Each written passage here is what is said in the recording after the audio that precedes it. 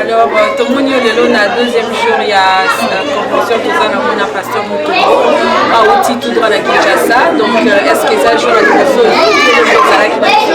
en tout cas, ça joue à l'émission, deuxième jour, qui a et puis on participer à la première jour à séminaire, en tout cas, ils allaient qui bien, le deuxième jour, dans ce prix, non, ma casse. Parce que la révélation à l'Obiwana, ils ont vraiment comme ma casse. Ils ont eu battu quelque part, ils ont eu la réunion, ils ont eu la yo, tout ça, ma casse, ils ont eu l'alliance, la condamnation, ils ont eu gloire en disant des alités. Mais avec le renseignement, ils ont fondé une mission de l'approprier, de l'approprier, l'ennemi, en tout cas, elle est très bien, vraiment il y a serviteur de Dieu et donc vraiment bénédiction et que ça grâce pour la vie en fait ça grâce pour la petite bénédiction ma casse alors Congo qui aya a bénédiction ma casse c'est pas ma casse na kumisipe nzambe seleki na kumisipe ensemble oyo invité qui est awa en tout cas nzamba pombo la pasteur ba union en tout cas pombo la donc kumisipe nzambe ma casse parce que la bénédiction na part de tout le monde là on se c'est pas on a communiqué au apprendre à 2 jours déjà séminaire les lignes qui a tout le monde sur le lobby et na déroulement séminaire que dimanche place en tout cas na aussi les samonions sont na kozanga te en tout cas la bande premier jour nazaki malade na bi finaya na omona vraiment passer Moutombo voici l'homme yemo en tout cas na bande on est bandeti na suka parce que si na moni to komina na suka te mais si na oki mo pepe wana bénédiction on le c'est kanga makibiso on le c'est zalaka na biso en tout cas zo na mateya na tout la plus nzambe makasi. Alors message nous compte ça va on est dans la casa bandam on a besoin de décision te que baya pour nous vivre parole et puis pour nous recevoir libération que déjà une partie à libération na yo séminaire en tout cas nous avons invité bandeko bana ndako ceux qui ba bengi ba tindele Viber na nyonso en tout cas aya akomona loboko nzambe akoya koyoka makambo susu na yoka te ayoka ngombe ezaka ndenge mosusu bakoexplike yango vraiment po akende vraiment mosika na bomoi parce que tozotambola toyeba problème te tobelobi batémoignage tomona baprophétie yo vandi mais oyebi te monde ya ténèbre elio nyonso préparé pour nous il y a des liens bamalédiction bacondamnation bazoproclame pour nous otambola nozaka na baprison mais ozokoka baenseignement ozoyoka ozolanda ezopermettre opasser akota boprie yo moko oyebi ndenge okoprie nde mpe biloko wana ekekoya epeso badirective ya prière pour beaucoup de ténèbres qui régnent à na bomoi na biso ndeko soko yoki babengi yo pasteur Moutombo ye ya kapo ténèbres qui régnent à na bomoi na biso et que kweyaka parce que Jésus azali likolo na nyonso pas afaki pour na biso donc ténèbres régnent na bomoi na biso au nom de Jésus. Amen. Donc merci beaucoup maman pour la temps alors tout le monde a le sur le lobby pour la continuer le lobby tout en a veillé donc vendredi tout en a veillé de 22h à 5h du matin et samedi tout en a prière de 14h à 18h, dimanche bien entendu tout dans la culture régulière de 10h30 à 14h. Donc tu veux espérer que nous avons Sokoya pour recevoir parole pour écouter la salle de Merci.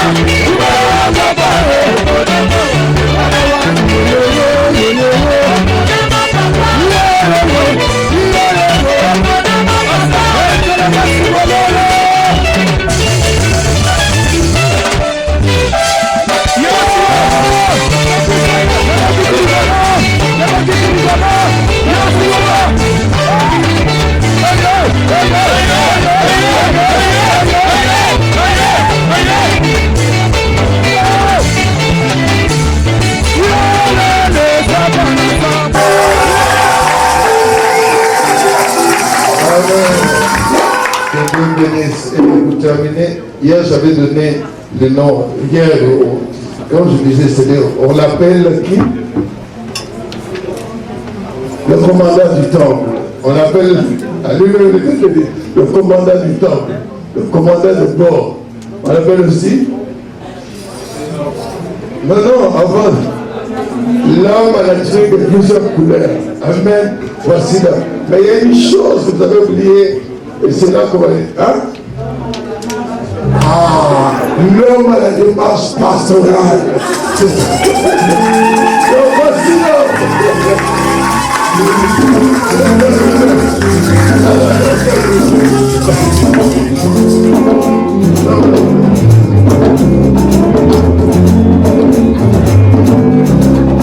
Nous allons accueillir l'homme de Dieu. Donnez-lui les territoires.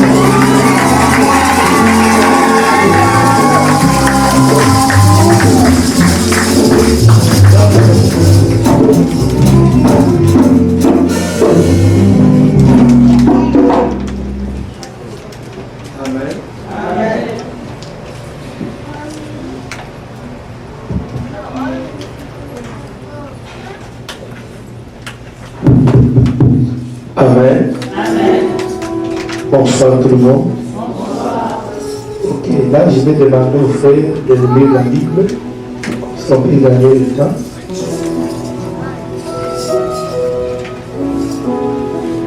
Nous sommes dans un séminaire. Je crois qu'il y a un thème de thème là au tableau. Qui connaît le thème? Pardon? Délivre-nous du mal. Nous l'avons tiré dans quel passage de la Bible? Matthieu 6, 13. Si on fait le livre, Matthieu 6, 13, comme sur le premier verset du jour, là, j'invite tout le monde à se mettre avec vous.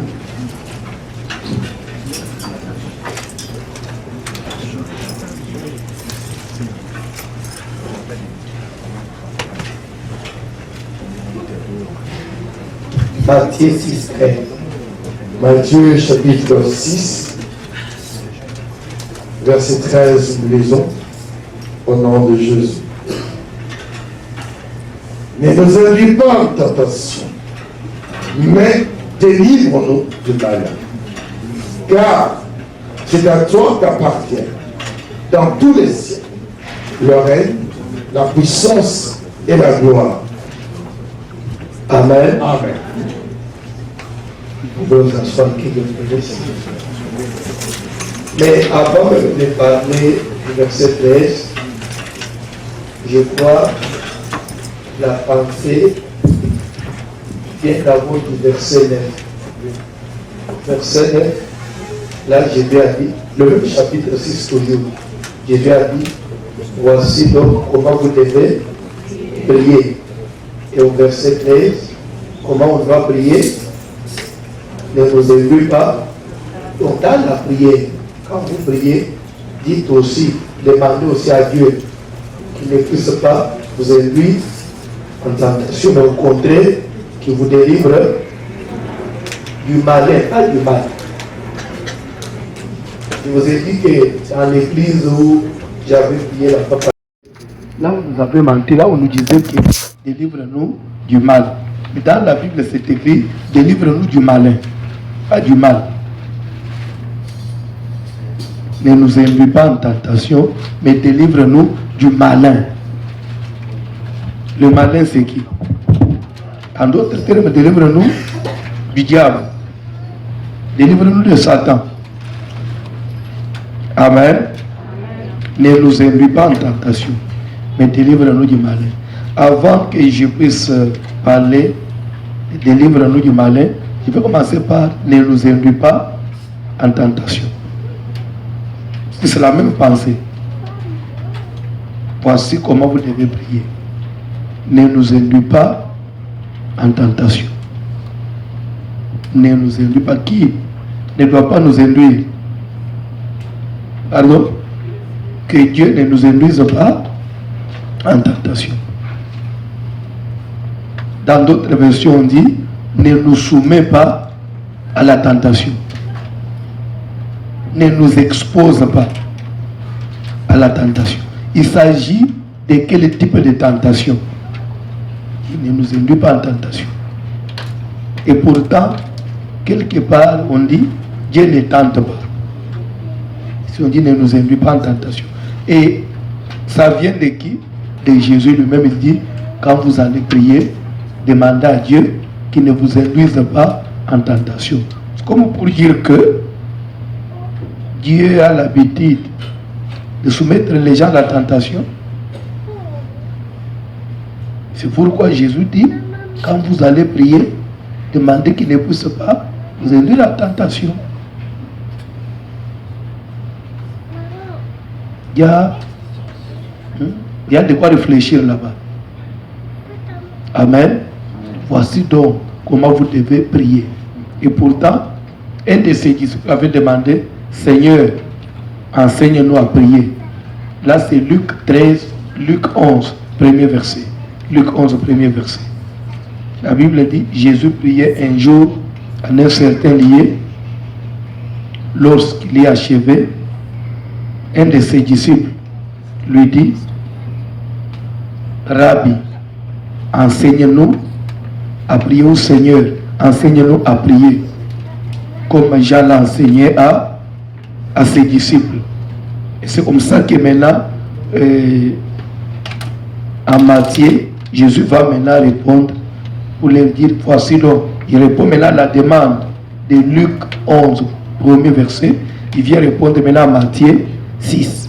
Il dit, comme tu voulais que je vous enseigne comment prier, voici donc comment vous devez prier. Notre Père qui est aux cieux, que ton nom soit sanctifié, que ton règne, que ta volonté soit faite sur la terre comme au ciel. Donne-nous aujourd'hui notre pain quotidien. Pardonne-nous nos offenses comme nous pardonnons aussi à ceux qui nous ont offensés. Ne nous induis pas. L'autre ne connaît même pas. Dis comment il répète tout ça. Parce que j'avais prié de l'autre côté là-bas. Je vous ai dit hier, j'ai beaucoup de mauvais souvenirs de cette église-là. Surtout que le pasteur, lors de la communion, il nous donnait le petit morceau, lui prenait le gros morceau. Et après, nous, on ne buvait jamais. Amen. Et vous savez ce qu'il faisait? Quand il devait boire, il nous tournait le dos. Quand il termine, il prend même les doigts. En tout cas, c'était méchant. De tous les jours que j'ai fait dans cette église-là, je n'avais jamais vu, à part les petits morceaux qu'on me donne. Mais quand même, dans notre église, maintenant, quand on fait la Sainte, j'ai aussi droit à prendre un verre, vraiment. C'est pourquoi je devais seulement quitter de l'autre côté. Est-ce qu'on peut acclamer? Ne nous induis pas en tentation. Ne nous induis pas en tentation.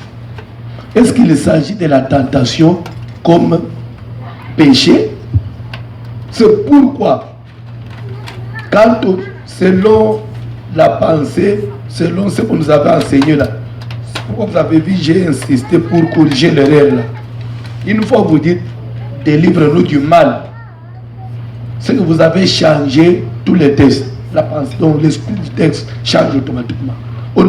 La Bible n'a pas dit, délivre-nous du mal. Mais la Bible dit, délivre-nous du malin. Mal, c'est le comme péché. Et malin, c'est une personne. C'est très différent. Délivre-nous du malin. Et ici, on dit, ne nous induis pas en tentation. Il s'agit maintenant de quelle tentation? Est-ce qu'il y a une tentation comme, oh non, il y a une femme, un homme est venu pour le tenter, pour qu'il tombe dans l'adultère? Est-ce que c'est ça? Est-ce qu'il s'agit de tentation comme, oh non, vraiment, j'ai été tenté, j'ai failli tomber? Est-ce qu'il s'agit de tentation comme péché ou tentation comme autre chose? C'est là où je voudrais que nous puissions d'abord comprendre. On va décortiquer d'abord à partir de ce point-là pour qu'on puisse comprendre très bien. Là, on nous lit la Bible, Matthieu chapitre 4e, à partir du premier verset. Matthieu 4. Ne nous induis pas en tentation. On prend d'abord la première partie là. Ne nous induis pas en tentation. Matthieu 4, ok.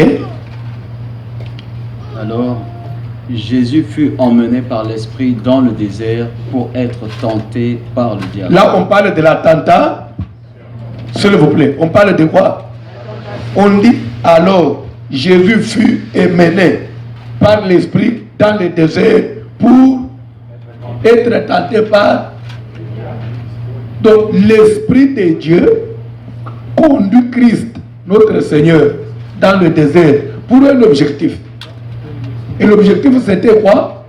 Qu'il soit tenté par le diable. Amen. C'est que, si j'ai une bonne compréhension, la tentation ne vient pas seule. Et la tentation ne vient pas de n'importe qui. Il y a quelqu'un qui l'amène. Qu'on nous lise la Bible, papa, pour être tenté par le diable. Après avoir jeûné 40 jours et 40 nuits. S'il vous plaît, on a dit après avoir jeûné. Pourquoi on doit parler des jours et des nuits?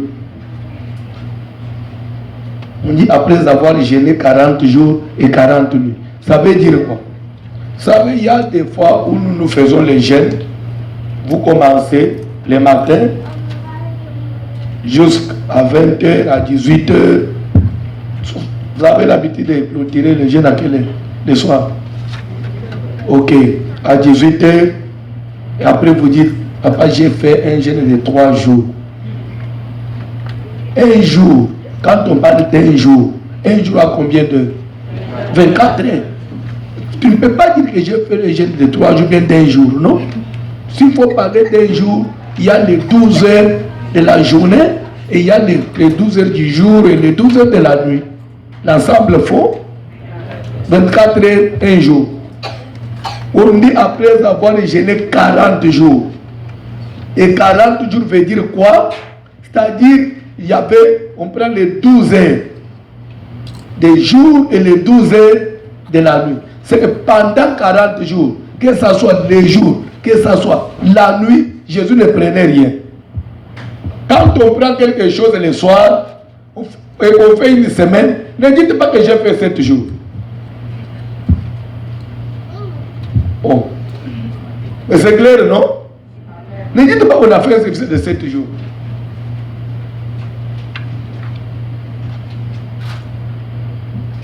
Là, parler qu'on a jeûné 7 journées. Hein? Et là, nous, on ne gênait pas. Et d'ailleurs, son jeûne, il l'a fait où? La Bible dit Jésus fut emmené par l'Esprit dans le désert. Dans le désert, il n'y a pas de Timothée. Vous demandez, oh non, est-ce qu'on peut prendre un peu du jus, papa? Vous prenez quoi? Un peu de croissant le soir. Au désert, il n'y a pas de l'eau. Il n'y a rien. Il n'y a pas d'eau au désert. C'est que c'était depuis le premier jour qu'il est allé. 40 jours après, il n'avait même pas brossé la bouche. Maintenant, là où tu es, tu me dis, c'est pas parce que c'est possible. Je te dis que c'est possible. Amen. Bon, nous, moi personnellement, je n'ai jamais fait 40 jours. Donc, c'est-à-dire nuit et jour, non. Mais, des fois, nous faisons les 40 jours, des fois avec un peu de petites interruptions. Mais 7 jours comme ça, oui. 3 jours sans rien, prendre 4 jours, oui. Des fois, on fait toute l'église. On ne prend rien. Pas même brosser. On peut brosser, mais pas rien boire. C'est possible. Et les gens ne meurent pas. Donc, souvent, toi, tu crois que quand tu fais 2 jours, tu ne prends rien, tu vas mourir. En tout cas, si tu mourais, moi, je vais te ressusciter. Ouais. Tu meurs à cause des jeunes, invite-moi. Je viendrai te ressusciter. C'est possible. Dites c'est possible. C'est possible. C'est pourquoi même si vous lisez les livres d'Esther, Esther, lorsqu'elle a demandé à Mardochée, lui a dit, va, rassemble tous les juifs qui sont assis dans la capitale et jeûnez pour moi, sans manger ni boire, pendant 3 jours et 3 nuits. C'est bien mentionné, les jours et les nuits. Et moi aussi, de mon côté, je jeûnerai avec mes servantes 3 jours et 3 nuits. Je vais vous ajouter quelque chose. Parce que quand on parle du vrai jeûne, quand on jeûne, jeûne ne veut pas seulement dire s'abstenir de la nourriture, non. S'abstenir de tout ce qui faut le bonheur de l'homme.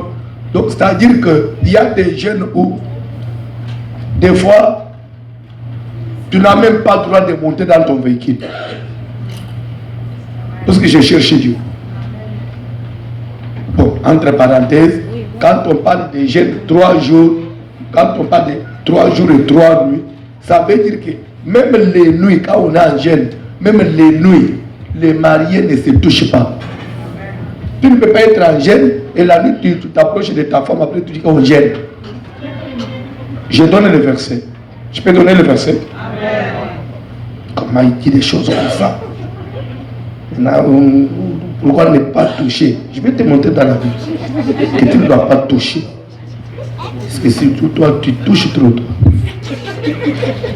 1 Corinthiens chapitre 7 à partir du premier verset rapidement, on va revenir.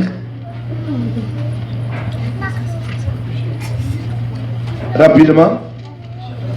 1 Corinthiens 7, premier. Lisez-moi, bon, on gagne le temps. Le verset 5 seulement. 1 Corinthiens 7, verset 5. Dis quoi? Verset 5. Ne vous refusez donc pas l'un à l'autre. Vous pouvez certes, en plein accord l'un avec l'autre, renoncer pour un temps à vos relations conjugales afin de vous consacrer davantage à la prière. Mais après cela, reprenez vos rapports comme auparavant. Quand on est en prière, on fait quoi? Pendant ce temps-là, vous devez faire quoi? Vous séparer pour raison de la prière. Quand on jeûne, on ne dort pas ensemble. Oh? Hein? Hein?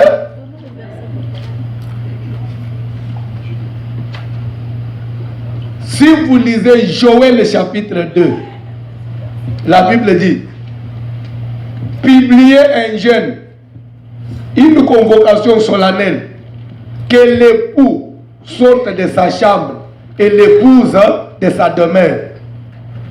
Publiez un jeûne, que l'époux sorte. Joël chapitre 2, vous pouvez lire le chapitre 2.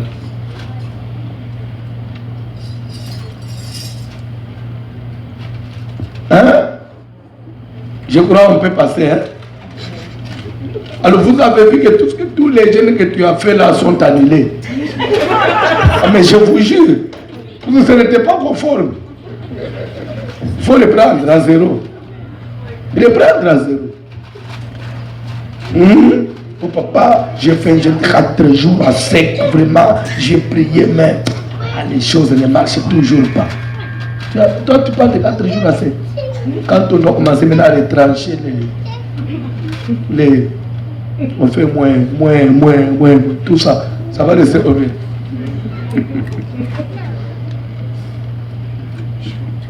Que Dieu bénisse quelqu'un.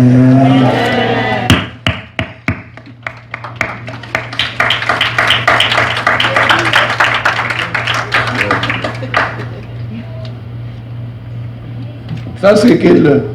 Joël 2. C'est déjà Joël? Joël 2, verset 1. Continue à lire, papa. Sonnez de la trompette en Sion, faites-la retentir sur ma montagne sainte. Que tous les habitants du pays tremblent, car le jour de l'Éternel vient et il est proche. jour de ténèbres et d'obscurité, jour de nuée et de brouillard. Il vient comme l'aurore, se répand sur les montagnes. Voici un peuple nombreux et puissant tel qu'il n'y en a jamais eu et qu'il n'y en aura jamais dans la suite des âges. Le verset se trouve dans le chapitre là. C'est 16, hein? Lisez 16.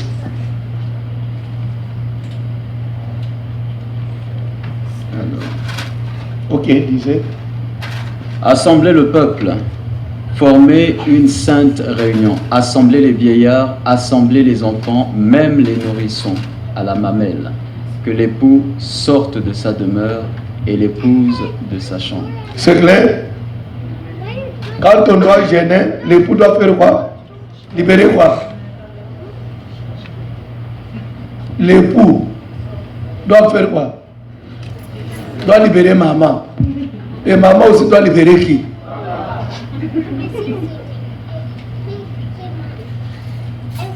Mais toi, on est en gêne, tu as tes rendez-vous avec tes copains. Quand vous allez là-bas, après vous revenez, tu viens prier, feu, quel feu, ça va te brûler toi-même.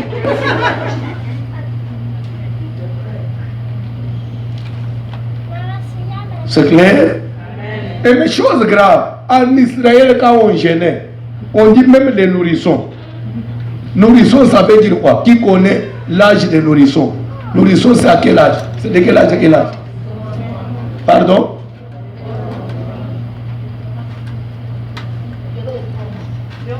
Ah bon?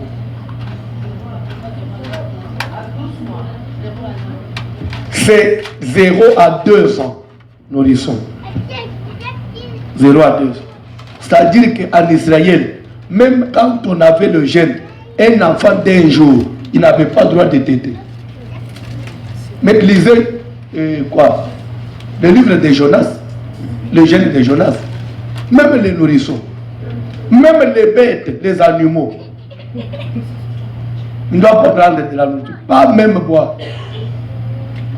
On n'a prévu même pas les animaux à cause du jeûne, parce qu'on doit chercher la face de l'Éternel. Ton enfant là, il pleure, pas de biberon. Si c'est 3 jours, c'est 3 jours. Chercher Dieu n'est pas chose facile. Hein? Matthieu 4, on disait, Jésus fit est mené par l'Esprit dans le désert pour être tenté par le diable. Après avoir jeûné 40 jours, 40 nuits, il eut faim. Et qu'est-ce qui s'est passé quand il a eu faim? Le verset suivant. Pardon? Qui s'est amené? Le tentateur. Un tentateur, c'est celui qui fait quoi? Qui tente? Qui amène la tentation? Oui ou non? De l'autre côté, Jésus dit, voici donc comment vous devez prier. Ne nous induis pas en tentation. Or, la tentation vient avec un tentateur. En d'autres termes, ça veut dire quoi? Ne nous expose pas au tentateur. C'est clair, non? Ne nous induis pas. C'est-à-dire que quand vous priez, demandez à Dieu de ne pas vous exposer au tentateur. C'est qu'il y a quelqu'un qui amène la tentation. Et il s'agit de quel genre de tentation? On va y arriver. Le tentateur s'étant approché, lui dit, si tu es fils de Dieu, ordonne à ces pierres qu'elles deviennent de pain. Le diable. Et Jésus avait compris, si j'essaie d'ici, directement il peut tomber sous son pouvoir. Et Jésus lui-même en a fait l'expérience, puisqu'il a veillé à être tenté par le tentateur. C'est pour ça qu'il va dire à ses disciples, dans vos prières, ce que moi j'ai vécu là, demandez à Dieu de ne pas vous exposer. C'est que quand il dit que cela soit une requête de prière, lui qui en a vécu l'expérience, c'est qu'il connaît le risque que cela peut amener. Si lui, avait réussi, c'est que tout le monde ne peut pas s'en sortir. C'est pourquoi il a dit, priez, demandez, que Dieu ne puisse pas vous exposer. C'est que le tentateur est toujours là quelque part, il n'est pas loin de nous. Après avoir jeûné 40 jours, 40 nuits, il a prié. Après, il a eu faim. Moi, je croyais que quand on gêne et on prie, c'est pour que le diable fasse quoi? Qu'il aille quand même loin de la personne, non? Mais on termine le jeûne et la prière, le diable vient. Maintenant, je me pose la question. Ce jeûne n'avait servi à quoi? Au lieu même qu'il fuit, que non, en tout cas, en ce moment, il est plein de tension et de feu puisqu'il a jeûné. Il vient. Et il vient, au lieu même seulement de se limiter à part. Si on ajoute quelque part là-bas, on dit, et il les transporta. Qui a transporté Jésus? Il a transporté l'homme qui venait d'où? De 40 jours, avec toute son onction là. Ça n'a pas empêché le diable de le toucher. Oh non, papa, on a terminé un jeûne à l'église, papa, la même nuit, j'ai fait un cauchemar. Ah non, je vois comme si Dieu ne m'aime pas. Comment, papa, on a terminé samedi. Et samedi la nuit, le mari de nous est encore venu, papa. Ah non, en tout cas, moi, je trouve que je ne peux plus gêner. Tu dois gêner. D'ailleurs, le jeûne provoque le diable.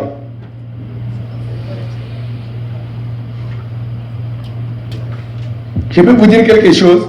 C'est une parenthèse que je vais ouvrir, je vais la refermer. On dit ceci.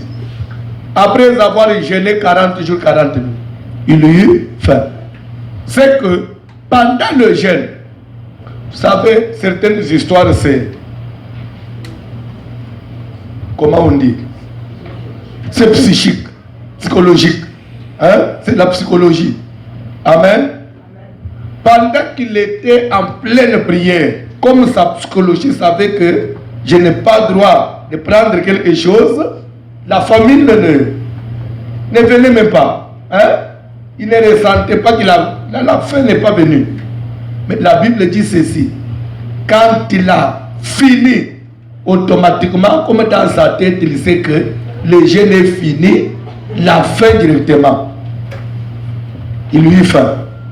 C'est que c'était dans la psychologie.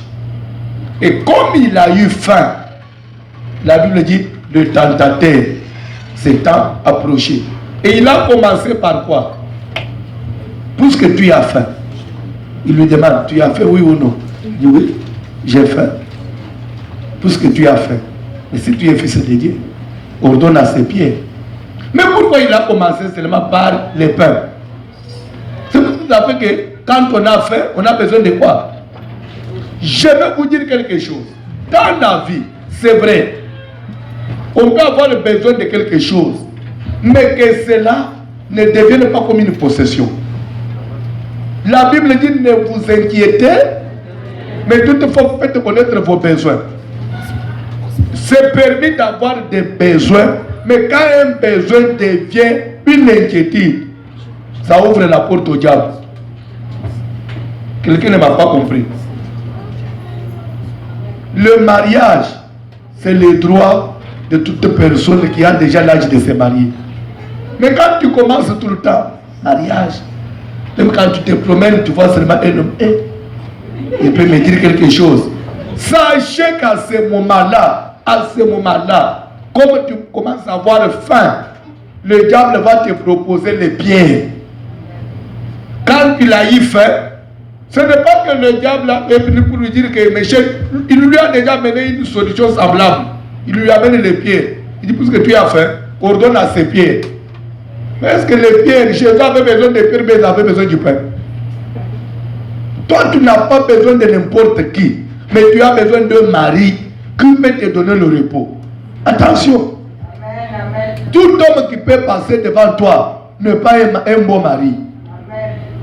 C'est comme ça qu'il y a beaucoup de gens qui sont tombés dans les erreurs. Aujourd'hui, ils souffrent. Comme la maman là. Tu souffres, non? Je parle de la maman là. Elle est venue. La mariée là. Est-ce que c'est ton histoire là? On peut parler de mariage.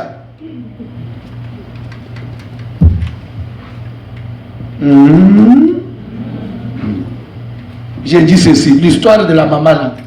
Est-ce qu'on peut parler de mariage? Elle est là. Non, je l'ai vue à la porte. Je l'ai vue à la porte. Il y a des choses semblables au mariage. Il y a un terme là, vraiment, qu'on utilise, un terme là approprié. Je vais les donner après, je vais vous expliquer. Il y a un terme là approprié. Nous, quand on était enfants, des fois on faisait des jeux de papa et maman. Je ne sais pas si tu es passé aussi par là. Moi, je deviens papa, soit ma petite devient maman. Et on adopte même des enfants. On commence à jouer là, on prépare. Et des fois, on prenait du sable, c'est ça, la farine, et on ramasse des trucs là.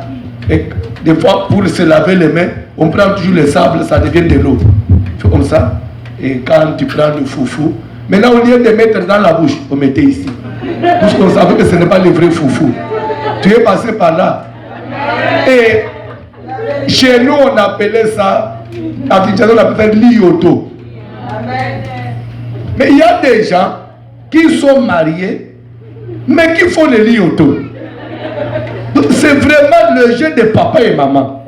Vous savez, dans le jeu de papa et maman, on avait aussi des enfants. Vous faites même des enfants, et pourtant c'est le jeu de papa et maman. Au lieu de vivre le mariage. Mariage! Où la Bible dit que le mariage soit honoré de tous. C'est une ordonnance. Le mariage, ce n'est pas quelque chose qu'on peut prendre à la légère. Il y a des gens qui se marient les avant-midi et à 14 ans ils divorcent. Et le lendemain matin, ils se remarient. Là, on ne doit pas toucher.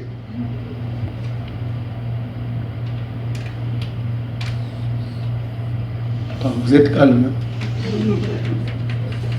Dites un peu l'ioto.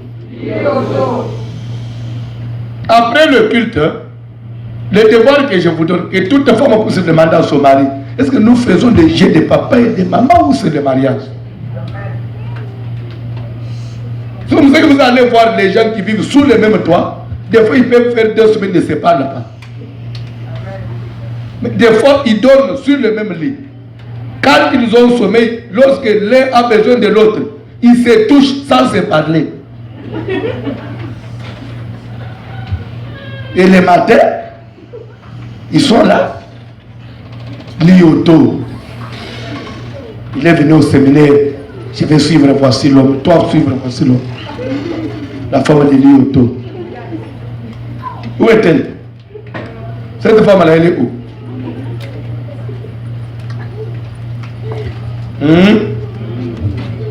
Tout le temps, cette dispute.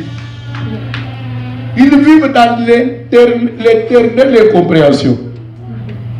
Tous les jours, des incompréhensions sur incompréhension. Si l'autre dit A, l'autre, au lieu même de dire B, c'est Z. De A à Z directement. Les tentateurs s'est approché. Lui dit, si tu es fils de Dieu, ordonne. Je peux dire quelque chose? Je peux dire quelque chose? Je peux dire quelque chose? Est-ce que Jésus n'était pas véritablement fils de Dieu? Je vous pose la question. Jésus n'était pas véritablement fils de Dieu? Maintenant, Satan s'amène et dit, si tu es fils de Dieu. C'est comme s'il remettait en cause son identité de l'enfant de Dieu.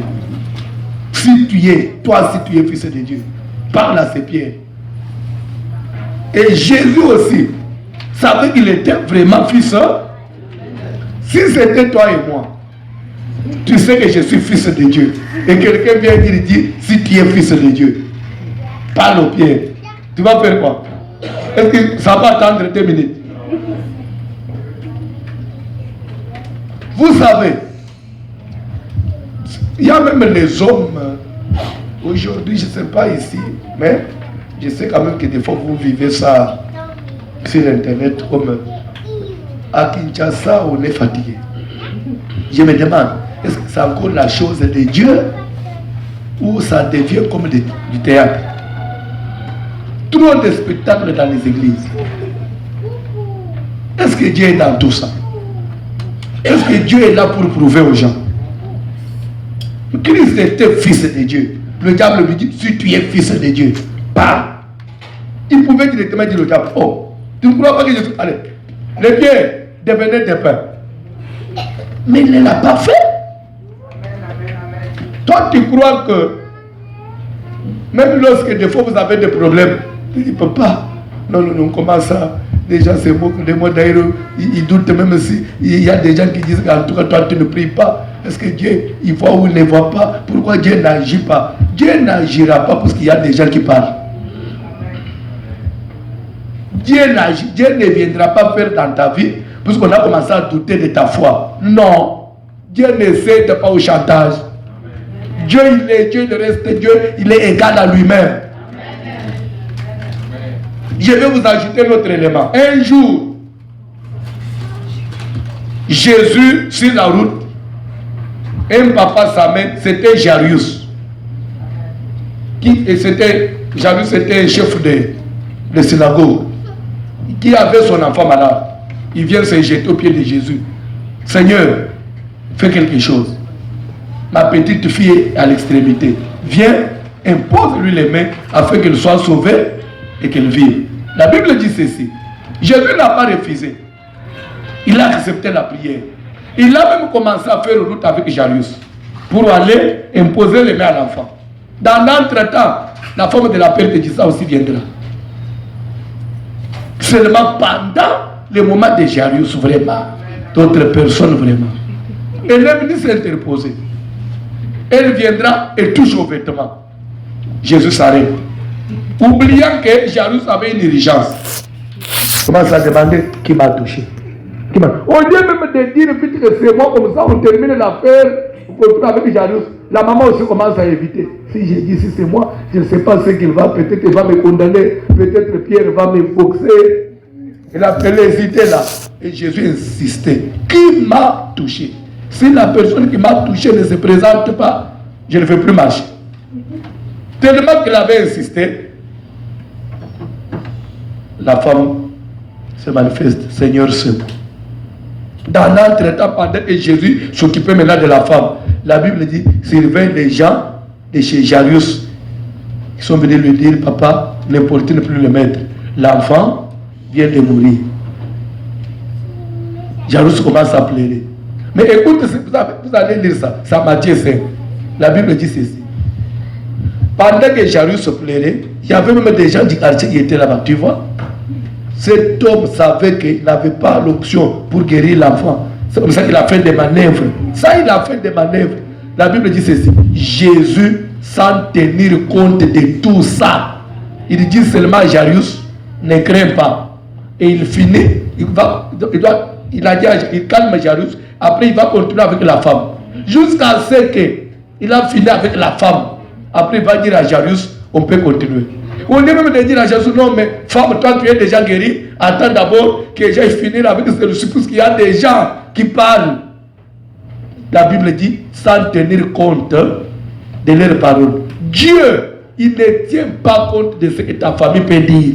On ne depuis qu'il est dans cette église-là, il ne se marie pas. Tout ça, chez Dieu, ça ne lui dit rien. Dieu, il n'agira qu'au temps fixé par lui-même. S'il y a des têtus, c'est ce monsieur-là.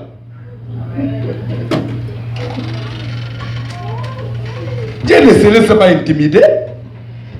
Même pas par toi.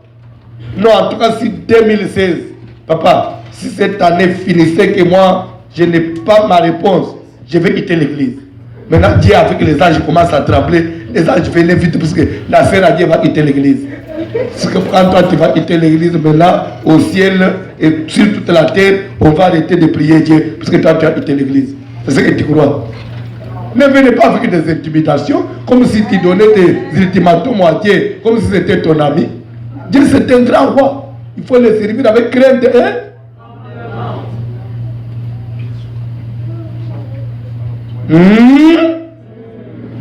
Si tu es fils de Dieu, dans la vie, il ne faut pas céder. Il ne faut pas se laisser intimider. Il ne faut pas suivre peut-être les manœuvres du diable.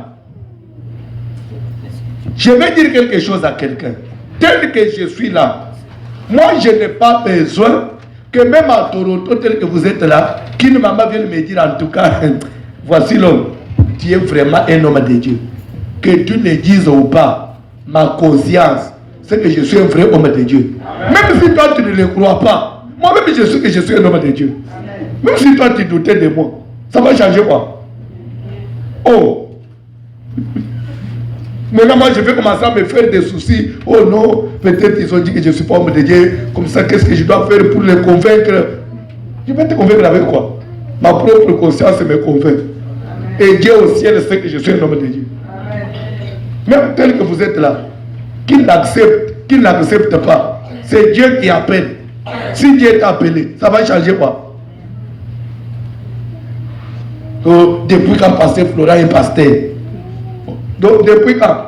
C'est à toi de connaître la date. Bien à toi de fixer la date.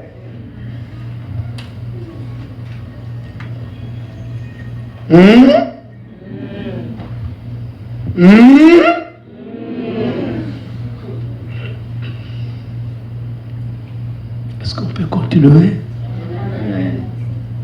Alléluia. Alléluia. Vous savez, dernièrement, je crois que c'était au mois, si ce n'est pas février, ça doit être au mois de mars, j'ai prêché, j'étais en Finlande, dans une église en train de prêcher. Il y avait une maman, elle était là devant, en train de m'observer. Elle a l'habitude de suivre le poisson sur Internet. J'ai fait à peu près 10 minutes.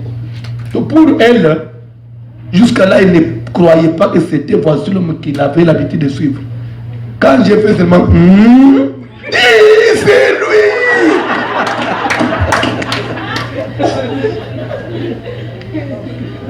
C'est lui!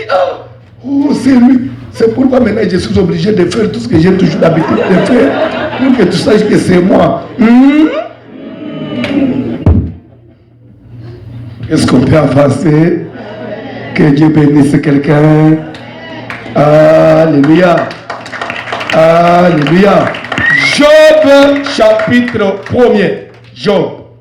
Ne nous élu pas. Job chapitre 1er. Rapidement, frère.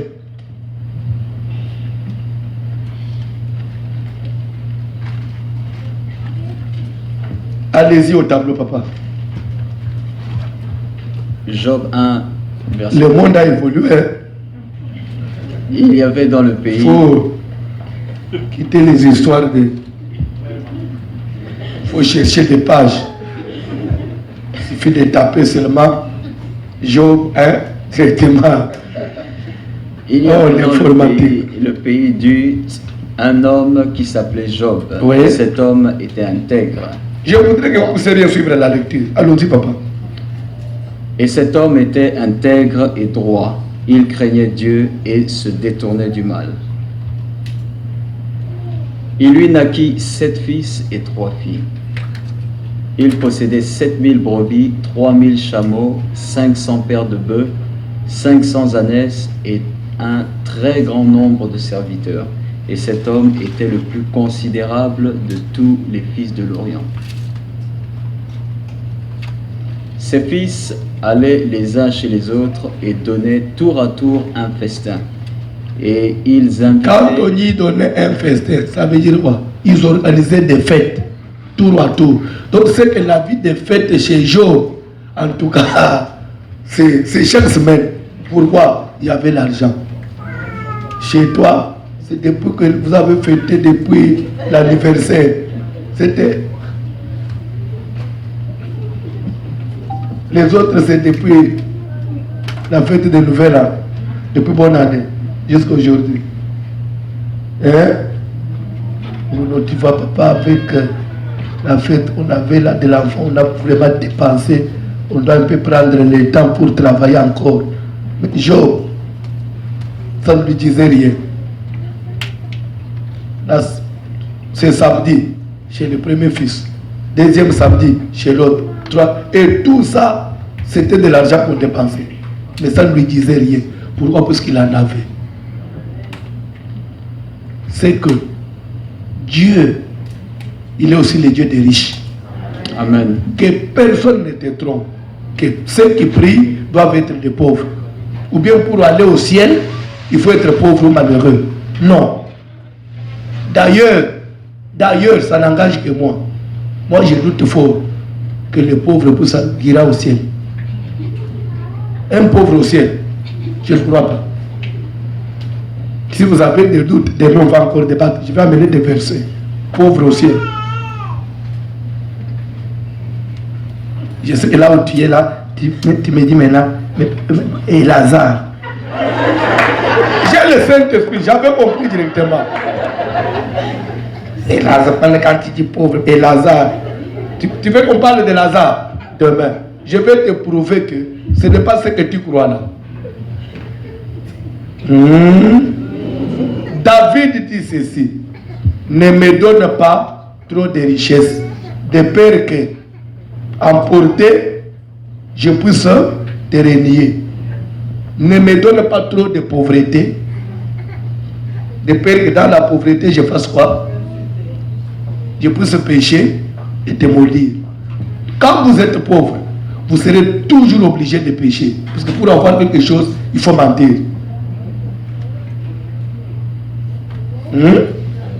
Oh, l'enfant est malade, vraiment on a besoin de quelque chose. Et pourtant l'enfant n'est pas malade. C'est l'argent que tu cherches.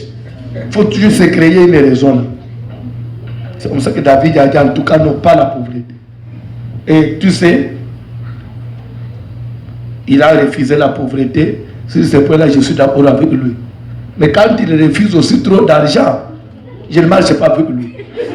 C'est côté-là. Non, David dit quoi? C'était son opinion. Il a dit pas trop d'argent. Et pourtant, si on doit bien regarder sa vie, il avait trop d'argent, oui ou non? Il faut avoir beaucoup d'argent. Amen. Dieu doit vous donner beaucoup d'argent. Amen. Que Dieu bénisse quelqu'un. Ce qu'il faut éviter, c'est là. Il ne faut jamais être pauvre. Parce qu'il y a des gens au Canada, ils vivent plus que ceux qui sont à Chile. Mais il est au Canada. Je me demande qu'est-ce que tu es venu faire ici.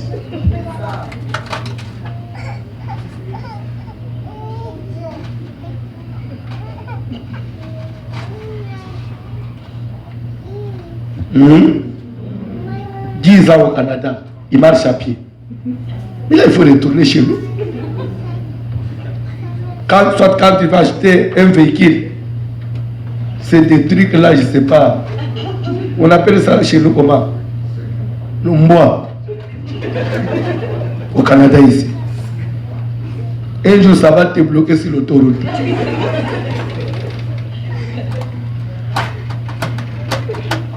Délivre-nous.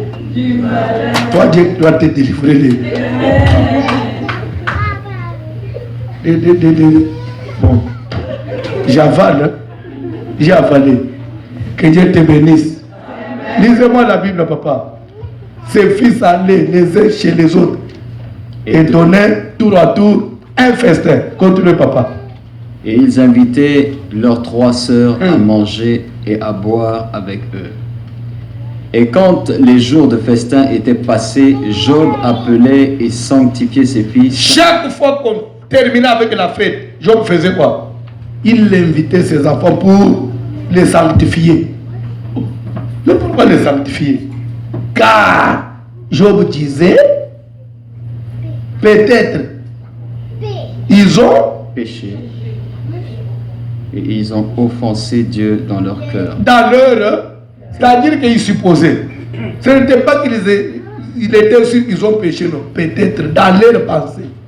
Ils peuvent avoir péché, surtout qu'ils étaient dans l'ambiance de la fête. C'est-à-dire que les fêtes, il y a toujours des péchés.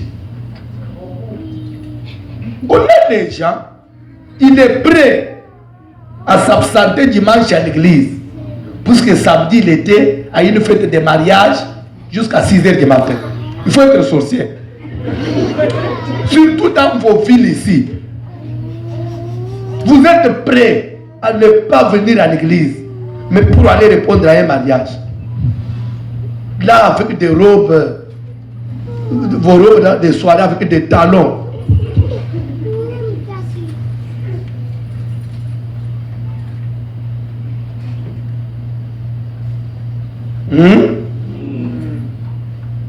Là, il fait qu'on les voie des photos sur Facebook. Faites.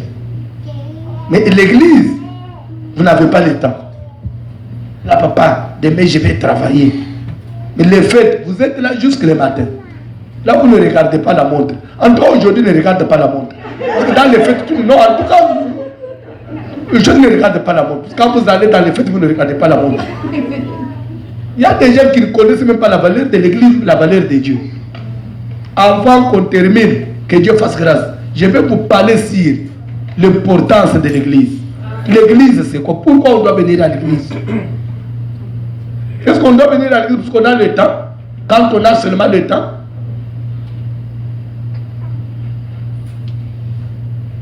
Amen. Job appelait sanctifier ses enfants. Car il disait, ils viennent de la fête. C'est sûr qu'ils ont péché. S'ils n'ont pas péché physiquement, même dans leur cœur, et ils devaient les sanctifier. Il y a un chanteur chrétien congolais qui a chanté, il a dit, ça a toujours été pendant les fêtes que les enfants de Dieu sont tués. Il faut faire très attention avec les fêtes. D'ailleurs, ça, c'est moi. Moi, je ne vais jamais dans les fêtes. Pas même les mariages. La dernière fête, c'est depuis 2007. Bientôt 9 ans. Même si c'est à l'église, même quand je vais bénir le mariage à l'église, je ne viens jamais à la fête.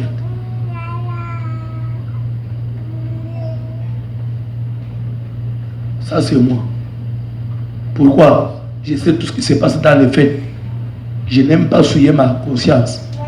Je préfère aller dormir que d'aller vivre certaines histoires où je risque même d'être scandalisé.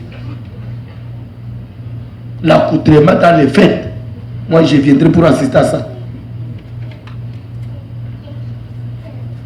Tu sais comment tu t'habilles quand tu vas aller à la fête? Hein? Tu sais, non? Il ne faut pas faire semblant. Fête. Un enfant de Dieu qui aime trop de fêtes, il est encore païen. Il doit chercher le brisement. Et c'est la chair. Quand on aime trop le plaisir, c'est difficile qu'on puisse faire route avec Dieu.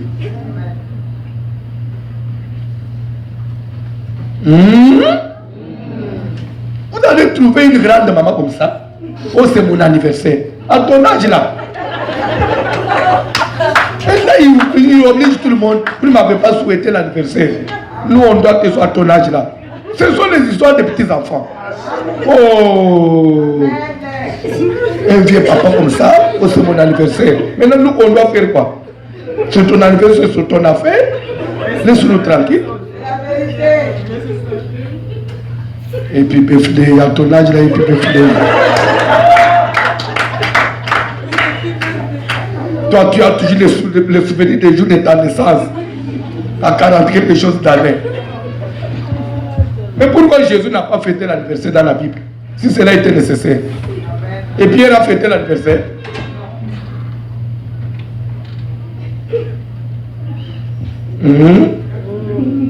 Là, il vient à l'église, on commence à chanter pour toi.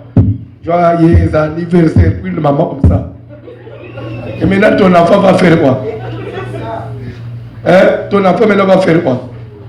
Il faut sortir de ces histoires. Le thème de notre séminaire, c'est quoi? Délivre-nous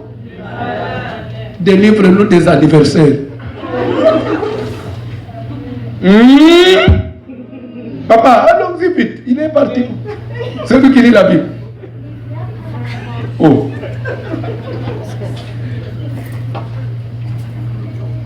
Venez lire la Bible, papa.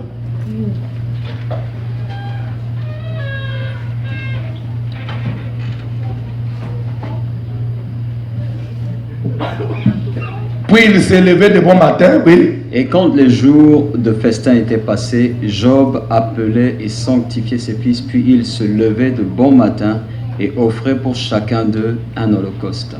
Car Job disait, peut-être... Pourquoi offrir un holocauste? L'holocauste, c'est-à-dire un sacrifice.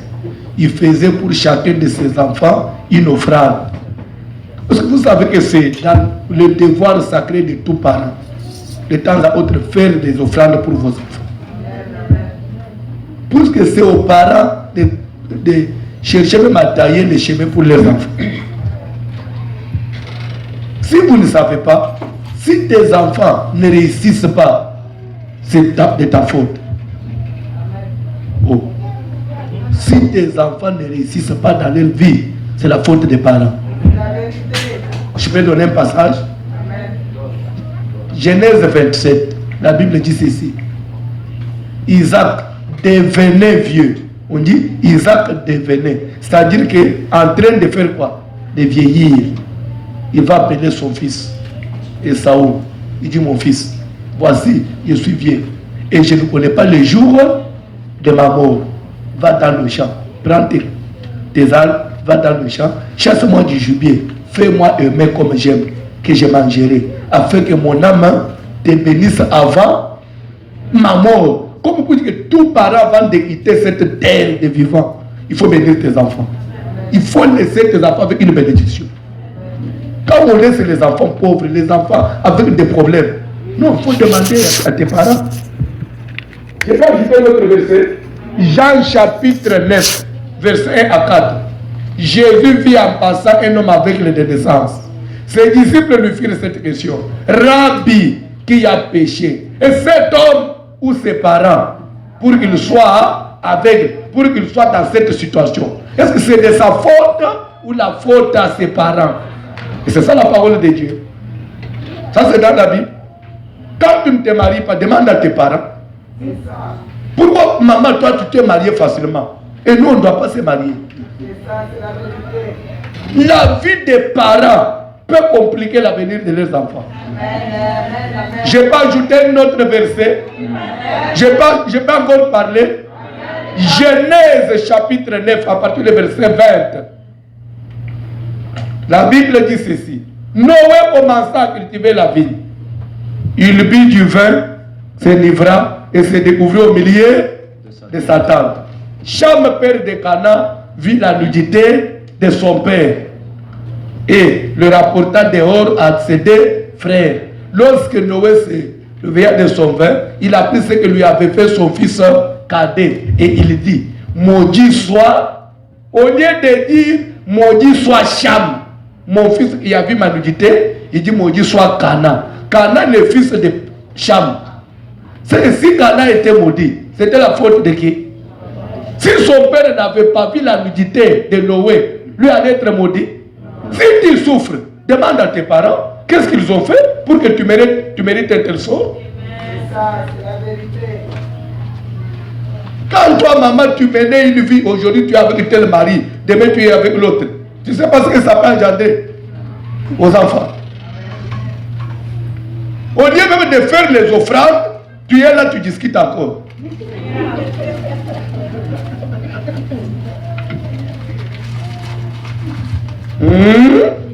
Délivre-nous du malin.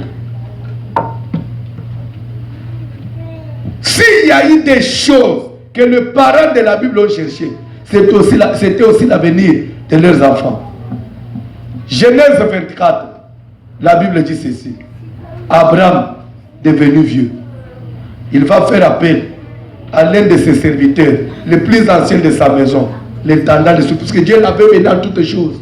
Il va dire à Élisée, mets ta main sous ma cuisse et je te ferai jurer par l'Éternel, le Dieu du ciel et de la terre, de ne pas prendre pour mon fils Isaac une femme parmi les filles des Cananéens ici au milieu desquels j'habite, mais d'aller plutôt dans ma patrie, la prendre une femme pour... Qu'est-ce qu'Abraham cherchait dans tout ça? Que son enfant ne puisse pas échouer. Qu'est-ce que ton père fait pour que toi tu réussisses? Qu'est-ce que votre maman fait? Soit il y a des parents, les enfants sont instables, ça ne leur dit rien. Ça ne leur dit rien. Mais pourquoi tu nous as mis au monde? Pourquoi tu nous as mis au monde?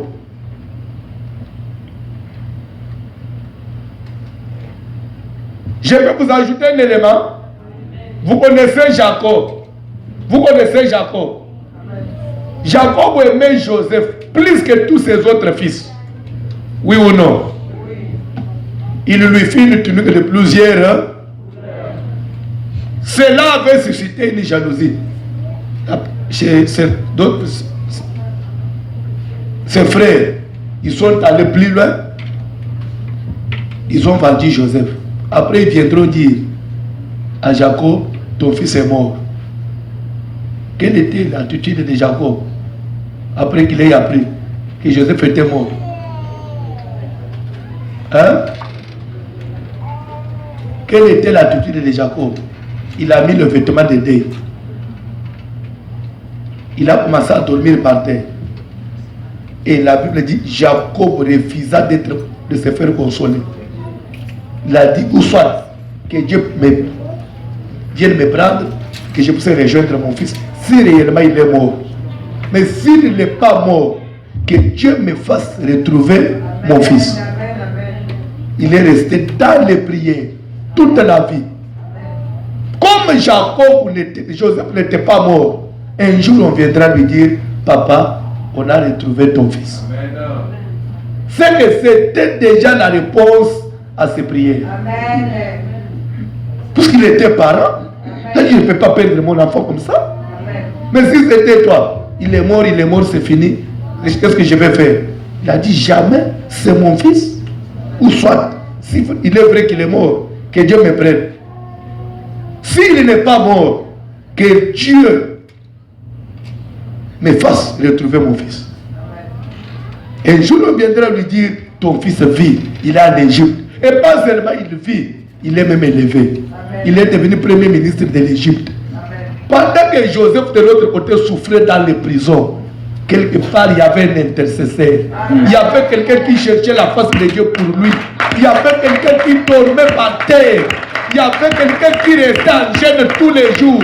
Lui en prison, en train d'être manipulé chez Potiphar. La femme de Potiphar lui crée des problèmes. Mais son papa intercédait, mon fils. Partout il est pour le moment, que la main de Dieu soit sur lui. C'est comme ça que la femme de Potiphar ne pouvait rien. Parce qu'il y avait une intercession quelque part. Est-ce que toi tu as quelqu'un qui intercède? Ou bien il est là seulement pour vous maudire. Maman quand elle est emportée, elle ne contrôle même pas ses paroles. Après elle vient à l'église. Elle est venue.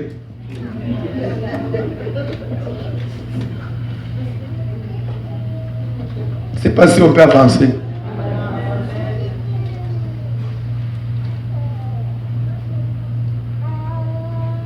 Amen.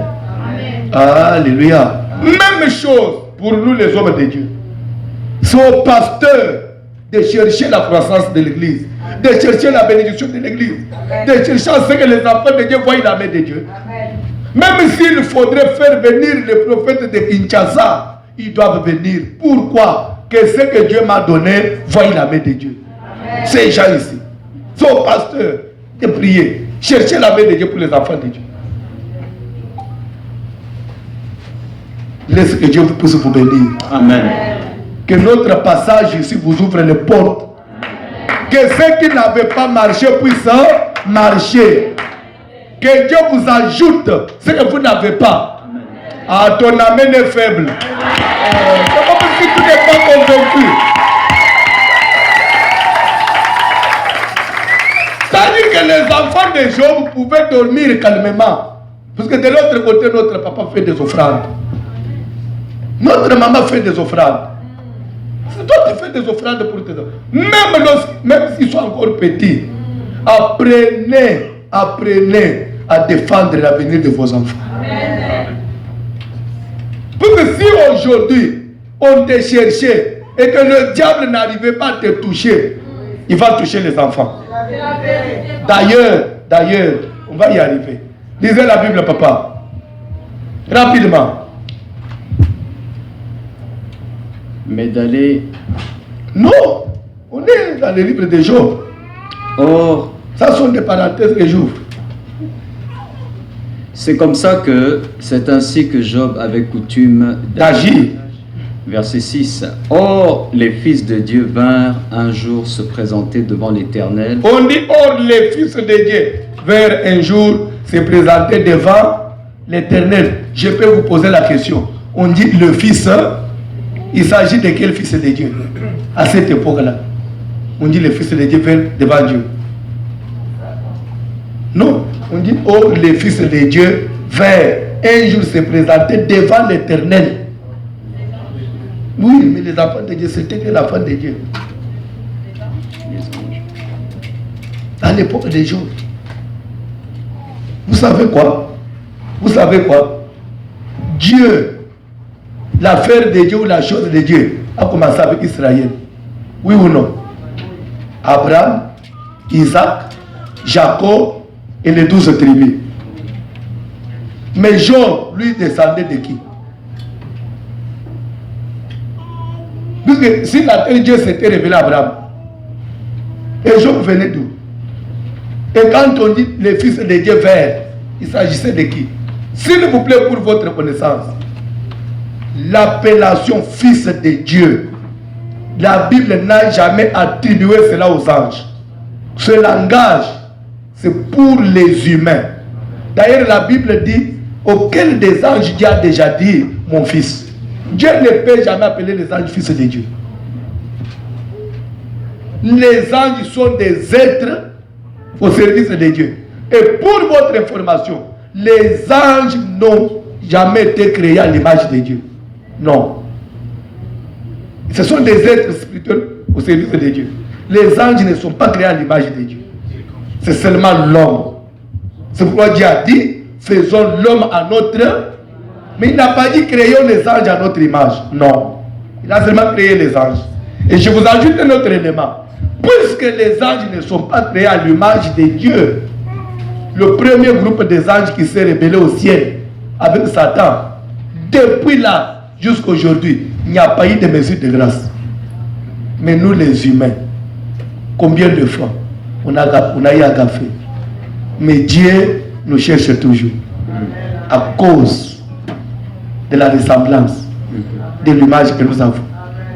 C'est pourquoi on nous appelle enfants de Dieu. C'est clair? Quand on dit les fils de Dieu vinrent se présenter devant Dieu, c'était sur la terre. C'était un rassemblement de croyants, des humains. Je vais vous ajouter une nouvelle. Job, si vous allez dans les recherches, puisque ne peut invoquer Dieu que celui qui a le sang d'Abraham. Job ne venait pas d'ailleurs. Job avait aussi le sang d'Abraham. Parce que pour votre information, il n'y a pas que Job. Il n'y a pas que Job. Il y a un autre prophète de la Bible, prophète Balaam, fils de Béor. La Bible dit, Balaam, l'homme qui s'agenouille et dont les yeux s'ouvrent. Et pourtant, Balaam avait été invité par qui? Par Balaam pour maudire Israël. C'est que lui n'était pas avec Israël. Israël venait d'Égypte, mais Balaam déjà existait ailleurs. Et il était prophète. D'où venait sa prophétie? Si vous devez toujours vous poser de telles questions, ces gens-là venaient d'où? Et pourtant Dieu s'était révélé uniquement à Abraham. Il a fait alliance avec Abraham et sa descendance, sa postérité. Mais d'où vient qu'il y a des Job, il y a des Balaam qui ont aussi marché avec Dieu. On dit Job craignait Dieu. Il était intègre. Qui lui avait appris qu'il doit marcher dans l'intégrité? Si vous lisez Genèse 38, la Bible dit, à cette époque-là, Judas, l'un des fils de Jacob, s'éloigna de ses frères et allait habiter chez son ami Tadulam. Et là, il a eu à faire une vie là-bas. Si vous ne savez pas, vous savez, des fois, la Bible ne retient que les personnages importants. C'est un autre exemple. On nous a parlé qu'Adam connut Ève, sa femme. Elle conseille enfanta Caïn. Après Caïn, son frère Abel. Caïn a tué Abel. Après, on ne nous a pas parlé de la suite. S'ils avaient eu d'autres enfants ou pas. Et pourtant, ils ont eu d'autres enfants. Parce que s'ils n'avaient pas eu d'autres enfants, Caïn avait mis au monde où il avait trouvé la femme. Il n'avait épousé que l'enfant de ses parents. Il y a eu d'autres parents, d'autres enfants après. Vous savez, quand Judas s'est éloigné de ses frères, il est allé habiter à l'étranger. Il a eu, vous savez, les gens de cette époque-là, il s'est prostitué aussi. Il a eu à faire d'autres enfants. Et au moment fixé, il est revenu pour aller avec ses frères en Égypte. Mais les enfants qu'il avait fait là, avec son sang, il y avait le sang d'Abraham. C'est de là qu'est venu Job. Et le Balaam. Puisque ne peut prier Dieu que celui qui est dans l'alliance, qui a le sang d'Abraham. C'est qu'à l'époque là, les gens priaient. Les gens connaissaient Dieu. Les gens allaient se réunir. On dit, oh les enfants de Dieu, frère, je vais vous donner des preuves. Tu n'auras même pas douté de ce que j'ai dit. Cette réunion des enfants de Dieu, frère, ne peut jamais parler, ça ne peut jamais concerner les anges. Pourquoi? Admettons que c'était les anges. Prenons d'abord cette option-là. Admettons que les enfants de Dieu, frère, c'était les anges. Oui ou non? Mais il faut d'abord exploiter tout, non? Admettons que c'était un rassemblement des anges. C'était les anges qui étaient... Les anges vivent où c'est? Au ciel. Admettons que c'était les anges qui étaient partis dans la présence de Dieu. Mais la Bible dit, Satan vint aussi au milieu d'eux. Et pourtant, le diable là était déjà précipité du ciel. Il ne peut plus rentrer au ciel. Comment Satan pouvait entrer? C'est qu'automatiquement, ce n'est pas le ciel. C'est clair, non? C'est comme ça qu'il faut connaître la parole de Dieu. Automatiquement, ça ne sera jamais le ciel.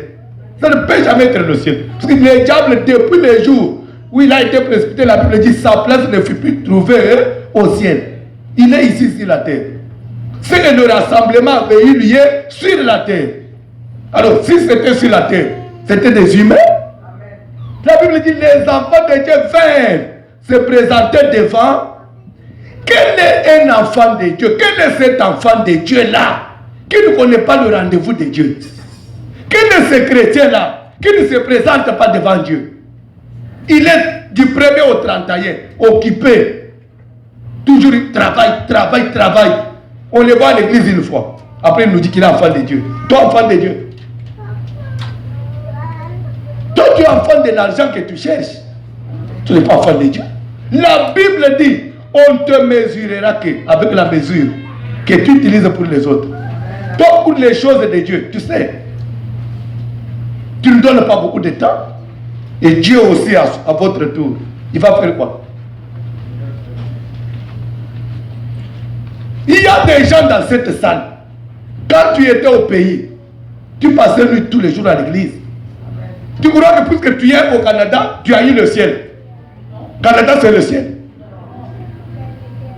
Depuis que tu es arrivé au Canada, l'église ne te dit rien. D'ailleurs, les hommes de Dieu, c'est des aventuriers, des voleurs. C'est des gens qui se cherchent de l'argent. D'ailleurs, l'autre va même plus loin et dit, moi je le crois, je ne peux jamais prier dans les églises des Noirs. Et toi, tu es qui? Vous savez, ces histoires-là, moi, tu ne peux pas m'intimider avec ça. Oui. Les églises des Noirs, là. Je prie chez un blanc. Les choses que je vous prêche ici, le blanc ne peut pas connaître ça. Toutes ces analyses que j'ai fait ici. Je vous jure. Lui, il va vous parler de ses voyages. Quand j'étais en Australie, et on est allé avec ma femme à la plage, et après on est allé manger dans un restaurant. C'est ça les prédications. Après, est-ce qu'on peut nous mettre le match d'hockey pour prendre un peu de l'air? Après, ils sortent, on vient de l'église. Des blancs. Toi, avec tous les problèmes de famille que tu as là, tu vas dans l'église des blancs. Tu as besoin de la délivrance. Chez vous, au village, on te réclame. Mais tu vas où j'ai pris chez les blancs. C'est une église des anglophones, papa. Je ne veux pas aller dans les églises des Africains. Tu vois là, il y a trop de problèmes. Ils veulent suivre la vie des gens. Vous savez, il ne faut jamais fuir les problèmes. Les problèmes, il faut les affronter. Dis-moi, moi, tel que je suis ici. Tu suis tout ça, mon enfant là, ça veut dire quoi? Que personne ne te trouve que c'est sans intérêt. C'est ce que ça veut dire. Que c'est sans intérêt que je prie. Ça veut dire que si je prie, si je crains Dieu, c'est parce qu'il a un intérêt. Maman, nous prions Dieu parce que nous avons un intérêt. Et le diable connaît ça. Et quel est l'intérêt? C'est que tu as déjà essayé de toucher. Vous comprenez? Maman, cherche à ce que Dieu puisse te protéger. Il faut toujours prier pour que Dieu protège ta famille. Il y a des gens qui marchent sans la protection de Dieu. C'est que Satan avait déjà tenté. Il essaie. Après, il est allé pour distraire Dieu. Il fait semblant comme s'il était venu. Et vous il est venu chercher marché. Le diable, il cherche de marcher chaque jour ici. Comment il peut vous avoir? Comment il peut avoir l'occasion de passer? Surtout s'il essaie et qu'il ne parvient pas, il va rentrer chercher le marché chez Dieu. Combien sont réclamés ici? Combien on te réclame dans ta famille? J'ai suivi le prophétie déjà hier. Mais toi, tu es distrait. Tu es ici distrait. Mon frère, tu es distrait. Qu'est-ce que tu attends? Quand on va vous attraper avec un cancer, ou bien avec la cirrhose, maintenant tu vas commencer à chercher la prière. C'est vrai ça.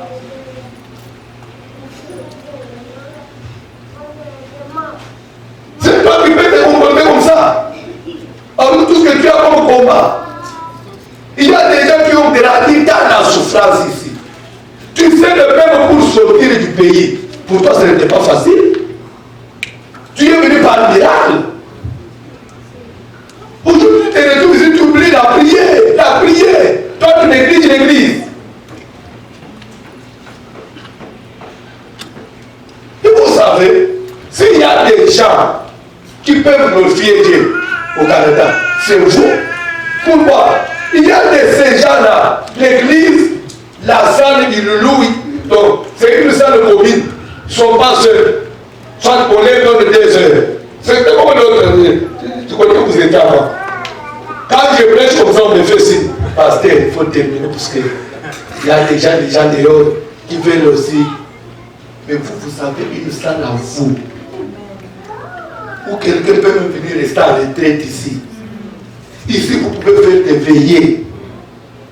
Même s'il faut abandonner la maison, je reste ici. Il y a des douches, il y a des salles de bain. Je me lave le matin, je vais au travail. Je rentre, je suis ici, en train de chercher Dieu. Et vous foulez cette grâce aux pieds. Vous aurez raison devant Dieu. Toi, tu vas dire quoi?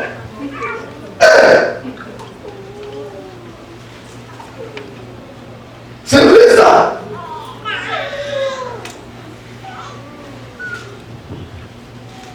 On va continuer demain. Tenez-vous debout, nous allons prier.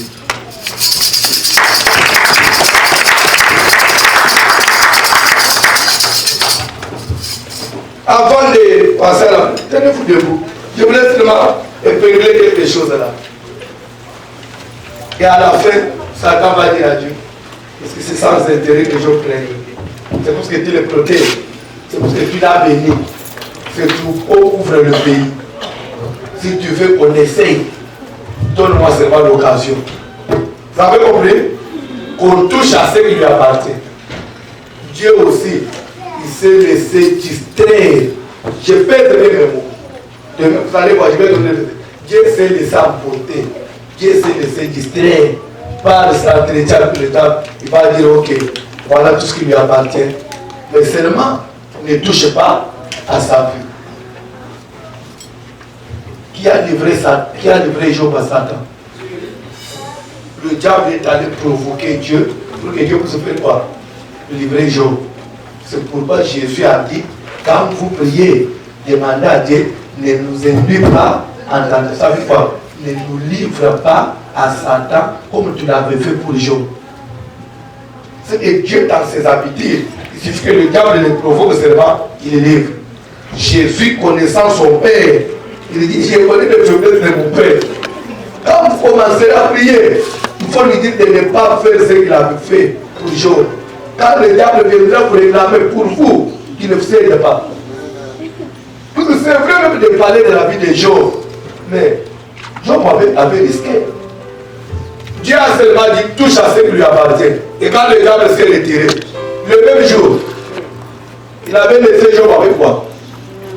Et je vous ajoute, Dieu lui a livré la richesse. Il a dit ne touchez pas à la vie. Lui, il est allé toucher même à la vie des enfants. Tous les 10, les mêmes jours. Mettez-vous à la place des jours. Vous avez 10 enfants, les mêmes jours. Tous les 10 partis. Maman, même s'il faut faire le deuil, tu vas faire comment? Vous allez enterrer qui? C'est que ce sont des choses qu'il ne faut pas souhaiter dans la vie. C'est pourquoi Jésus a dit, quand vous priez, dites. Mais nous ne sommes pas des vrais chrétiens. Oh non, c'est là.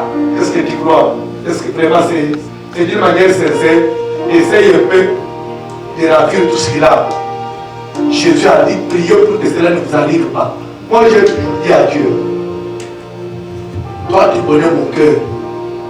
Pour que tu saches si je suis vrai chrétien ou pas, ce n'est pas au diable de détruire. Est-ce que tu avais besoin de prendre les instructions chez le diable? Oh, Job là, ce n'est pas sincère qu'il te craint. Nous voulons qu'on ne cherche pas à découvrir si réellement c'était un vrai chrétien. Est-ce qu'il fallait que Dieu prenne l'enseignement chez le diable?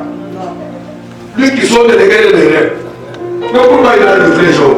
Moi, j'ai toujours à dire, ne me livre pas. Même si tu sais que je ne suis pas un vrai, garde-moi. Amen. Oh. Amen.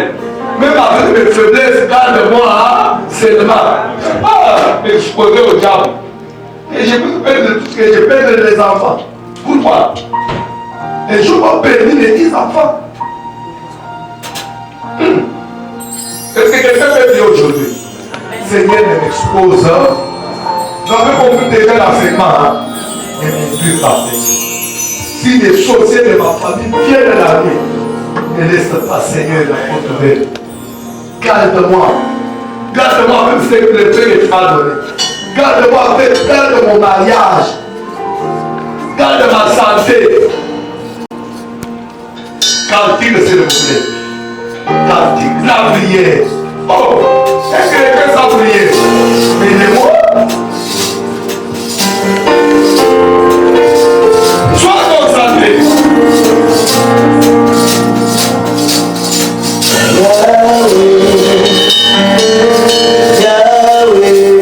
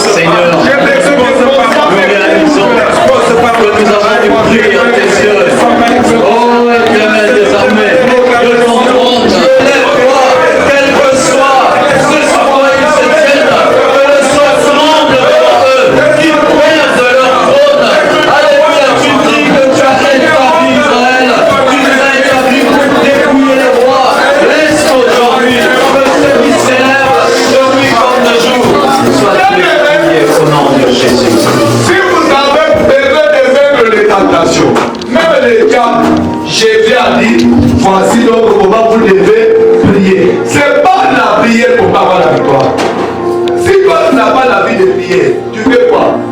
On te parle des cérémonies. Nous, on ne fait jamais de cérémonies. Depuis que j'explique, moi, je ne fais pas l'histoire des huiles, d'eau, moi, je prie seulement Dieu. Je me lis dans la parole de Dieu, avec ma foi. La Bible dit, même si nous marchons dans la chair, mais nous ne combattons pas selon, et les armes avec lesquelles nous combattons ne sont pas charnelles. Déjà, quand on dit les armes avec lesquelles nous combattons ne sont pas charnelles, ça veut dire ne sont pas physiques. C'est-à-dire pour combattre les gens, il ne faut pas utiliser quelque chose qui est physique. Si tu penses que on te donne au bras, c'est huile. C'est charnel, c'est physique, ça a une chair. Quand on dit charnel, c'est qu'il y a une chair. Directement, moi, je vais soulever le drapeau pour dire juge les touches. Origine. Quand tu commences à ajouter les histoires dans la foi chrétienne, c'est origine. Ce n'est plus Dieu.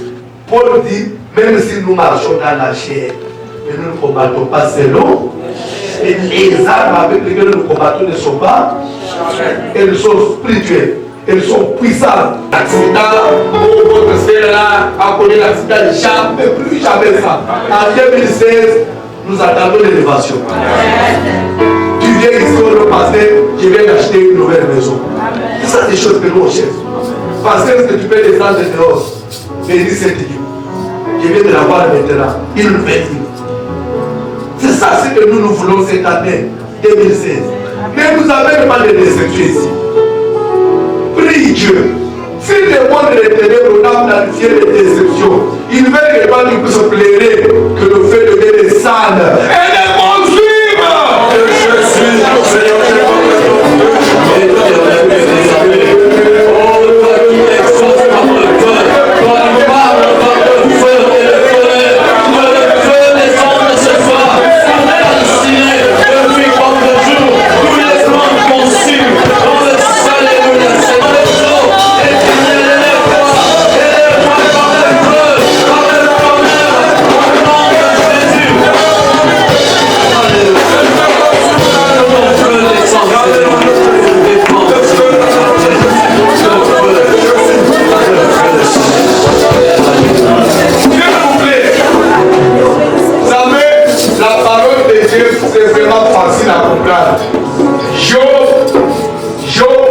le passage de Satan dans sa maison, il avait une autre vie avec ses enfants, oui ou non?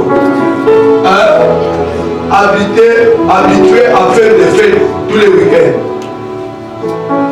Et quand le diable est passé dans sa maison, qu'est-ce qu'il est arrivé après? Le deuil, pauvreté, maladie, ça veut dire quoi? La Bible nous dit, s'il arrivait que quelqu'un parmi vous se retrouve tenté, qu'il n'équipe pas que c'est Dieu qui est tenté. La Bible le dit. Si aujourd'hui ton travail, vous connaissez des difficultés dans ton travail, tu n'es pas béni, n'équipe pas que c'est Dieu qui vous éprouve. C'est le diable. Tu es combattu. Dieu ne peut jamais être pour que toi tu sois dans la misère. Il va gagner quoi? Lui il t'a créé, la Bible dit, tout ce que Dieu a créé est bon pour nous. Il va te laisser dans la souffrance pour qu'il gagne quoi? Quand tu souffres, ce n'est pas Dieu. Au contraire, lève-toi dans la prière. Est-ce que quelqu'un peut prier ce soir? Toute une vie de difficulté, non-avancement. Vous savez, dans cette ville de Canada, c'est comme s'il y a un esprit. Pas comme s'il y a un esprit. Vous savez, les gens travaillent. Les gens sont payés régulièrement. Et il ne faut rien avec l'argent. Vous touchez de l'argent, mais c'est comme si ça s'envole. Après, tu te retrouves que beaucoup d'années, mais tu n'as rien fait. Cet esprit-là, ça doit te laisser. Toi, tu dois aller loin. La Bible dit, je souhaite que tu prospères. Quand il n'y a pas de prospérité, ce n'est pas la vie de Dieu. Ce n'est pas la vie de Dieu. Dieu doit vous aider. Vous devez retourner en Afrique comme des investisseurs. Ouvrir des sociétés, engager des gens. Comme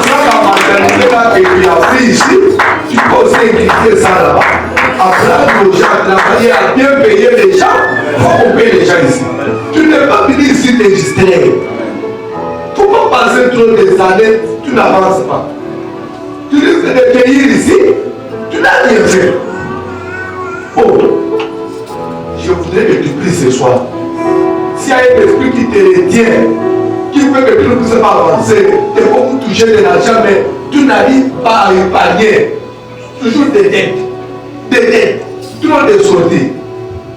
Que le feu de Dieu s'abatte sur cet esprit-là. Après ce séminaire, toi tu dois avancer. Moi, si je dois encore venir ici, je ne dois pas te douleur avec cette vie. Non. Moi, je vous ai toujours dit, ça sera aussi ma joie. Un jour, je viens comme ça, je trouve tout un véhicule mis à ma disposition. Passez dans ce véhicule, vous déplacez comme vous voulez. Quelqu'un vient, on ne dérange pas l'église. Moi, je rembourse les billets. L'autre veut passer, ne te dérange pas. Je paye l'hôtel tous les jours. C'est ça la vie de l'église. Oh. Jésus pourrait être enterré. Les tombeaux. Ça venait d'une personne, Simon Désiré. Ma manger de Jésus, c'est que chez Marie et Marthe. La vie chrétienne, c'est comme ça. Mais lorsque toi-même, tu te plais toujours, même pour donner les offrandes à l'église, ça devient un problème. Dites-moi un peu, on est au Canada. Toi, tu veux donner des offrandes de $2 et $5 au Canada. Combien tu veux rentrer à Kinshasa? Non. Quand on demande là, tu t'énerves. Commence à déranger les gens. Ils veulent toujours l'argent. Mais toi, tu ne veux pas qu'on parle de l'argent. Tu veux qu'on parle de pauvreté. Nous aimons l'argent. Oh. Tu vas prier. Chasse tout esprit de blocage. Non-avancement. Pauvreté. Misère. Au nom de Jésus. Prie. Alléluia. Je ne vais pas parler.